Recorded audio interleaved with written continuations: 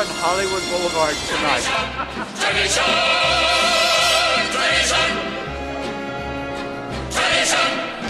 My name is Shauna Blake Hill, and I'm doing Children of the Wind from Rags.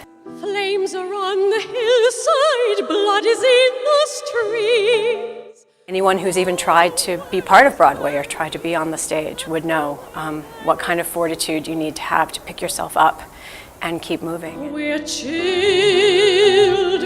of the wind, blown across the earth. The song that I'm singing this evening is called I'm the Last of the Red Hot Mamas.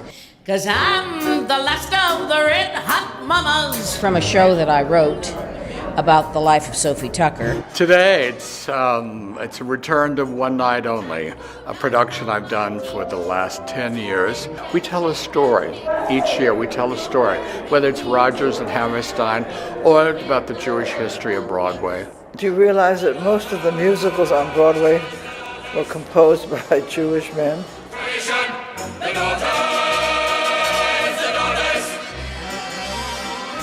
My name is Barry Pearl, and I'm going to be singing If I Were a Rich Man. If I were a rich man, yaga-diddle-diddle-diva-diga-diddle-diddle-dum. All day long I'd biddy-biddy-bum. If I were a wealthy man, I wouldn't have to work hard. The song I'm singing is I Never Do Anything Twice, which is a Stephen Sondheim song. Once, yes, once is a lark. Twice, though, loses the spark. The three of us created a show called Side by Side by Sondheim, which was on in London. And when we came to Broadway, Stephen said, I wrote a song for 7% Solution, and only about 8 bars of it ended up in the film. And I wondered, would you sing it for me, Millie, on Broadway? So I was the first person ever to sing it on stage. So as far as I'm concerned, it's mine. I'll be there in a trice, but I never do anything twice. Except, no, I never do anything twice. I do a one-man show called An Evening with Danny Kaye. A director came to me in a show and said, "You're going to play Danny Kaye," and I've got a script on my desk. And I started doing my research, and then I fell in love, and I've been studying him for years. I better stop because I feel you all having to go. I first met Michael because I was asked to do some events down in Palm Springs, and I went down, took my family, and it's a host of who's who of Broadway and Hollywood doing these great benefits, and it became like a giant family.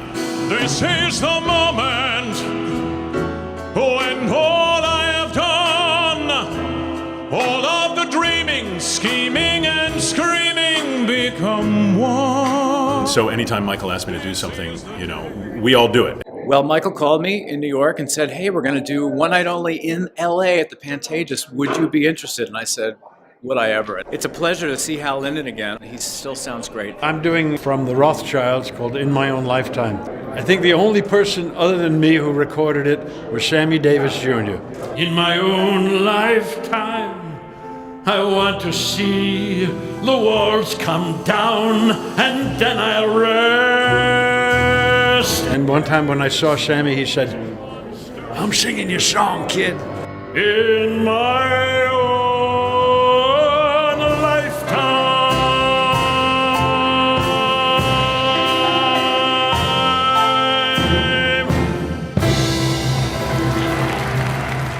Peter Marshall is almost 90 years old and still sings like a dream. And I'm young and in love.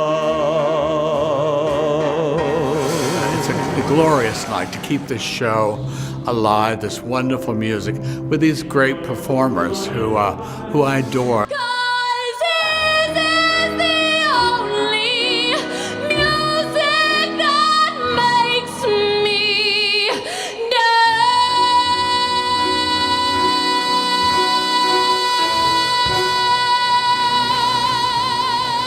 To be able to work with such great talents like Nicole, I mean, it's stunning to see that rehearsal she just did on stage. It blew all of us away. The final word at home.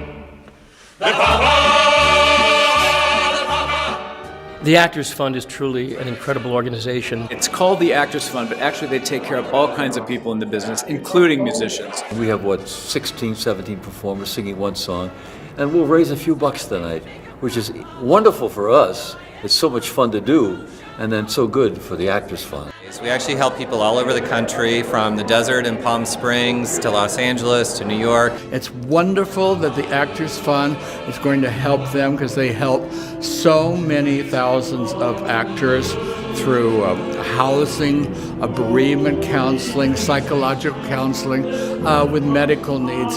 It's a great, great organization. The Actors Fund is very important to us fellow actors. It's tough. They didn't even bury us in the same cemeteries in the olden days. As a matter of fact, it's still about that way right now. On any given opening night in an equity production that I'm involved in, instead of giving a little toy or a trinket, I always make a donation to the Actors Fund on behalf of my cast. Without our traditions, our lives would be as shaky as a fiddler on the roof.